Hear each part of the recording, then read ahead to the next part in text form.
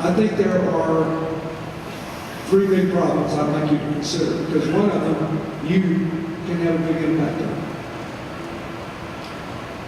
One is that the liberals who say the debt isn't that big a problem because interest rates are below inflation, people are basically paying us to hold their money because they think as weak as we are, we're the strongest economy in the world, are right today. And conservatives and deficit hawks who like me hate this debt and say, if you don't do something about this, all hell's going to break loose, they're right. And so it's very hard for our political system to walk and chew gum at the same time and do multiple tasks. They're right there. Because let's just take Mark Zandi, who's one of John McCain's economic advisors, runs a company called Moody's Analytics, and he predicts there'll be 12 million jobs in the next 4 years if we just don't mess up anything. Well, let's just assume that's right. It's good news for us. Assume that's right. What does that mean? Somewhere along the path from where we are now to 12, maybe it's at the 3 million job, maybe it's at the 4 million job. To keep getting those jobs, they'll have to be more credit extended. More of these small businesses you're talking about will have to be able to go down to the bank and get a loan at an affordable interest rate. As soon as that happens, there will be intense competition between the public sector and the private sector that will drive interest rates through the roof unless we have already adopted a 10-year budget plan with credibility. On the other hand, if you do it too soon, like if we had severe austerity now on the public sector, you could be like the UK and the EU, which has an unemployment rate 3 points higher than ours, and drag America back toward recession because there's insufficient private activity. So the right thing to do is basically what the Census Laws Commission recommended. Adopt a 10-year plan. Start slow with the austerity.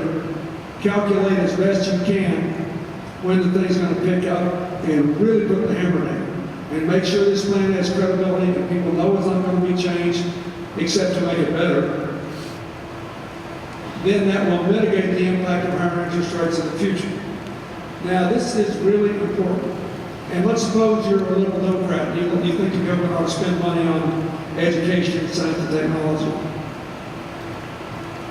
I do. You should really be for doing this. Why? Because if interest rates today were what they averaged when I was president, instead of $230 billion a year, which is what our interest obligations are today, it would be $650 billion a year. $420 billion more. That will affect everything. It's a huge percentage of the budget. So what we need is a long-term plan that starts slow, picks up speed. And you need to get both those things. Second thing is this. This is where I think Bell should be active in this space.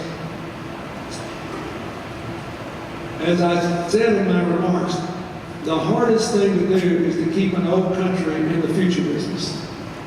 And whether we like it or not, we've been around more than 200 years. Singapore, with 5 million people, just put up $5 billion to try to take world leadership in biotechnology away from us. They are living in the future. Now we're trying to catch up. Best thing I've read in a long time is that our elementary school students in the international tests trail only Singapore and Taiwan in math, and only 3 countries in English. We're back at the top of the world in the education of 4th graders, according to the latest comparative test.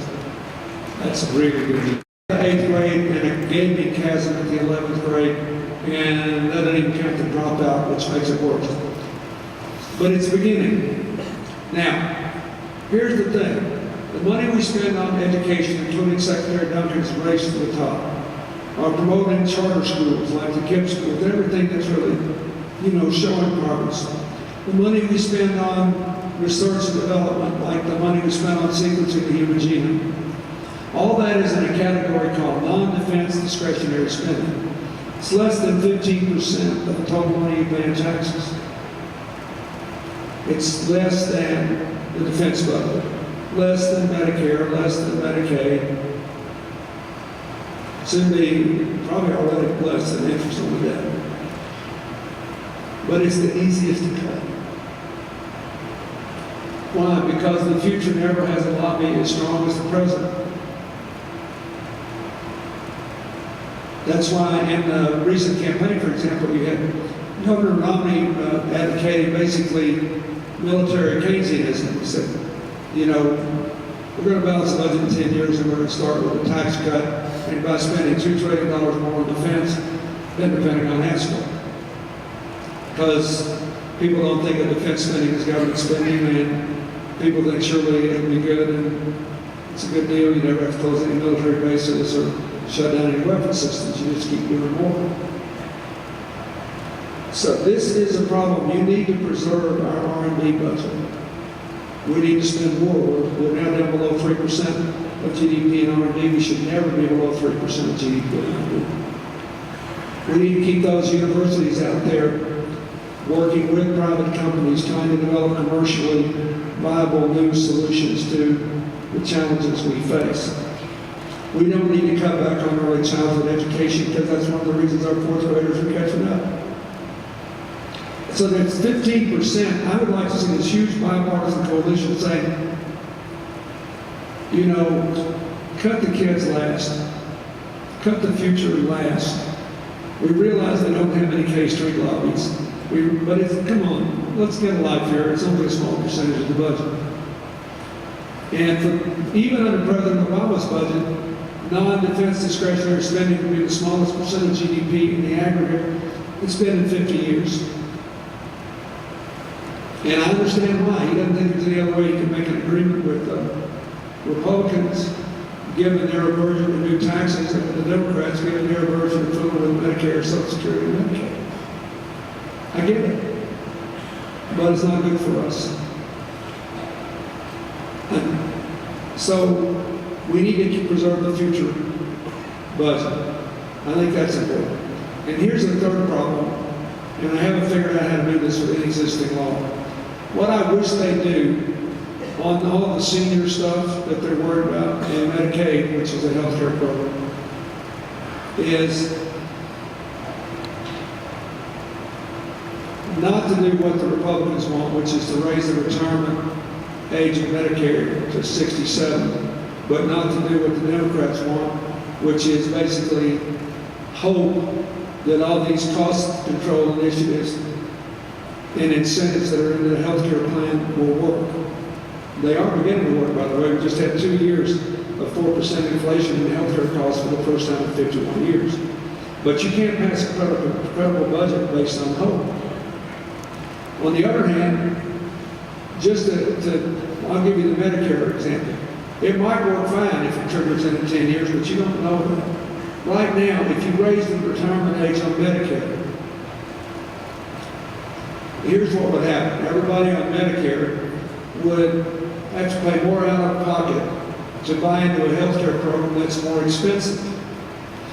And it would make the government's books look better, but it would hurt our competitive position further, because one of the biggest problems the United States has in creating a competitive economy, which includes pay raises every year, is that in the last decade, and for most of the last 30 years, medical costs have gone up at an average of 3 times the rate of overall inflation. There's a huge article on the front page of USA Today sometime in the last couple of months saying, you want to know why nobody got a pay raise in the last decade? Because their employers wanted to raise their pay, but the medical costs were so high they couldn't afford to. So, and the Republicans who want to raise the age level basically think for all their odes to American entrepreneurialism, this is the one problem we can't solve. We just have to spend literally $1 trillion more on health care than we would spend if we had any other country's health system. Just last week, another study came out saying $750 billion a year is spent. That's a third of what we spend. It has no medical purpose at all. It doesn't make us live longer or live healthier. So what I would like to see is for the Democrats to agree that if all else fails, we will do whatever is necessary to meet certain spending targets that bring health care costs more in line with inflation. And for the Republicans to agree to give us time to use some of these models that have worked to dramatically cut costs, to implement them throughout the country. I'll just give you, if I could, I'll give you 2 examples. I know we're not out of time. We have somewhere between 30 and 40,000 people a year die in hospitals every year, or die as a result of infections they got in hospital. The least expensive response to it is the most effective. That is to make sure that at 5 critical junctures in someone's hospital stay, that everybody who will be touching them practices basic sterilization programs. And the most effective way of doing it is to make that the only thing in the hospital where a nurse who operates like a master sergeant in the military can order the doctors around and enforce this. And there are tests that have been done on this all over the world, and they all show, whether it's in in America, or in some remote village in Africa or Southeast Asia, they all get the same results. You reduce infection, you reduce readmissions, save time money. Another example, in eastern Pennsylvania, there's a healthcare network called the Geisinger Network, of hundreds and hundreds and hundreds of doctors, that if you enroll in that, first of all, you pay a fee for performance, not procedure. Secondly, if for any reason, within 90 days of leaving the hospital after they work with you on any procedure, you have to be readmitted, they bear the whole cost and cannot raise your premium, your co-pays, or your deductible if you go back. Even if it's not their fault, for 90 days they make that hit. Guess what? The medical error rate for the doctors and the Geisinger Network has dropped to virtually zero. Every single doctor of whatever age has this massive book that is updated, I think, on a weekly basis of the best practices on a gazillion things. And they say, we believe medicine is an art, but it's first a science. It's like being a pilot. You still go through the checklist every time, and then if you get up in a horrible storm, you can't see what you're doing, you get in an air pocket. And you know, if you fly too fast, the wings will bust off, and if you fly too slow, you will sink like a stone and can't come out of it. That's art. But first, do the science. That's the way they're practicing medicine. And they've had a big drop in medical error rates, and a big drop in costs, and they passed a lot of the benefits on to their people. A lot of employers, as you know, reward their employees for staying healthier. They ought to get a significant tax incentive to do that. And then you ask finally, what about small businesses? I think we've got to figure out what we have to do to get the lending going again. And I think we have to figure out what we have to do if their relative costs, that is, as a percentage of overall operations, of participating in the health experiments, of participating in the energy efficient, if they're higher than your relative costs, then I think that we ought to have a tax structure which recognizes that. And I think